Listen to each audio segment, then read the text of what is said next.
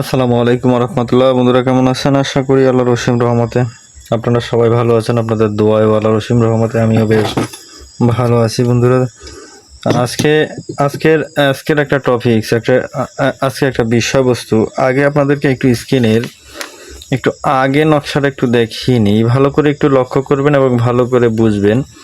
দেখুন, এই নকশাটা দিয়ে অনেক রকমের বলা যায় যে অনেক রকমের কাজ করা যায়। বশীকরণ, বিচ্ছেদ, মারণ, উচ্চাটন, অনেক ধরনের কাজ এই একটি নকশায় করা যায়। তো এক্ষেত্রে আজকে আপনাদেরকে আমি অনেকগুলা কাজ তো আর একটা ভিডিওতে দিতে পারবো না। একটি নকশা দিয়ে অনেক ধরনের কাজ করা যায়, এটা একটা চালানি নকশা বলা হয়। তো সেক্ষেত্রে আপনার আজকে শুধু একটা বিষয় নিয়ে খুব সংক্ষেপে এবং ছোট করে একদম সিম্পলে, মানে একদম সংক্ষেপ নিয়মে আপনারা ভালো করে স্ক্রিনের নকশাটা একটু দেখুন। একদম সংক্ষেপ নিয়মে আমি আপনাদেরকে এটা দিয়ে কিভাবে মানুষকে বশীভূত করা যায় এই ধরনের একটা কাজ আজকে আপনাদেরকে আমি দিয়ে দেব। দেখুন, আমি আরও অল্প কিছুদিন আগে, ঠিক সময়টা আমার মনে নেই, মাসখানিকের উপরে হবে, কাজ করেছি। তা তো দেখেছি এখন অবধি পর্যন্ত খুব ভালো, এখন অবধি পর্যন্ত তারা খুব ভালো রেসপন্স নিয়েছে এবং কাজটা খুব দ্রুত এবং স্থায়ী হয়েছে।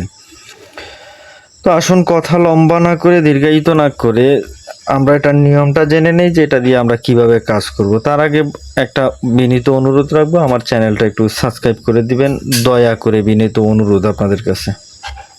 আসুন, আপনাকে ফার্স্ট টাইম করতে হবে কি, ফার্স্ট টাইম এরকম মতো একটা নকশা আপনাকে লিখতে হবে। দেখুন, এরকম মতো একটা নকশা আপনাকে ফার্স্ট টাইম লিখতে হবে। কি দিয়ে লিখবেন? জাফরান, মেশকো, কস্তুরি কালি দিয়ে। কবে লিখবেন? শনিবার দিন ঠিক সন্ধেবেলা লিখবেন। শনিবার দিন ঠিক সন্ধেবেলা এরকম একটি নকশা লিখবেন। মাত্র একটা নকশাই যথেষ্ট যে একটা মানুষকে তাবেয়ানা বশীভূত করার জন্য। এই প্রসেসিং, লেখার প্রসেসিং কমপ্লিট করে আপনাকে জোগাড় করতে হবে বাজার থেকে একটা শোল মাছ। আমি বুঝাইতে পারছি, শোল মাছ, যেটাকে আমরা আমাদের এখানে শোল মাছ বলে, অন্য কোথায় কি বলে আমার ঠিক জানা নেই। তো এক্ষেত্রে বাজার থেকে একটা শোল মাছ আপনাকে এতটুকু মতো বা মোটামুটি 5-7 ইঞ্চি 10 ইঞ্চির মতো সংগ্রহ করে এই শোল মাছটাকে আপনাকে নিয়ে আসতে হবে সেই শনিবার দিনই। শনিবার দিন এনে এই তাবিজটা লেখা কমপ্লিট করে একটা ছোট্ট মাদলির ভিতরে এই তাবিজটাকে ভরতে হবে। তার আগে একটু লক্ষ্য করুন, তাবিজের নিচনে যাকে আপনি বশীভূত করবেন তার নাম অবশ্যই আপনাকে লিখতে হবে। তার নাম লেখার পর একটা তাবিজের ঠোলে মাদলিতে ভরে শোল মাছের গলায় তাবিজটাকে ভালো মতো করে লাল সুতা দিয়ে, শোল মাছের গলায় ভালো মতো করে লাল সুতা দিয়ে বেঁধে চলন্ত পানিতে ফেলতে হবে। চলন্ত পানি বুঝেন তো, যে খাল বা নদী, যে জায়গাগুলো দিয়ে পানি অটোমেটিকলি চলাফেরা করে, ওই স্থানে ওরকম পানিতে আপনাকে ফেলতে হবে, ছেড়ে দিতে হবে।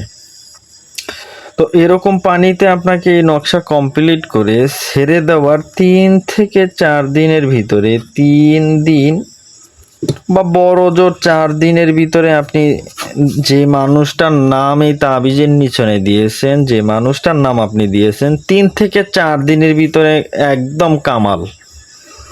তো এই ক্ষেত্রে আপনার একটু ভালো করে বুঝে শুনে তারপরে কাজ করবেন। সবার উপরে করতে যাবেন না, অযথা কাজ করতে যাবেন না, যেহেতু কাজগুলা জেনুইন এবং হাকিকি কাজ হয়। এক্ষেত্রে নিজের বিবেক বিবেচনা করে ভালো জায়গায়, যে জায়গাটায় কাজ না করলেই নয় এমন জায়গা ব্যতীত অন্য কোথাও এই ধরনের কাজগুলা করতে যাবেন না। কারণ মানুষের ক্ষতি করা তো আপনার কাম্য না। আপনার যদি একান্ত পিঠ দেয়ালের সাথে লেগে যায়, ঠেকে যায় যে আপনি এটা বশীকরণ করা ছাড়া আপনার কোনো উপায় নেই, তো এমতো ক্ষেত্রে আপনি করবেন না, তো করতে যাবেন না।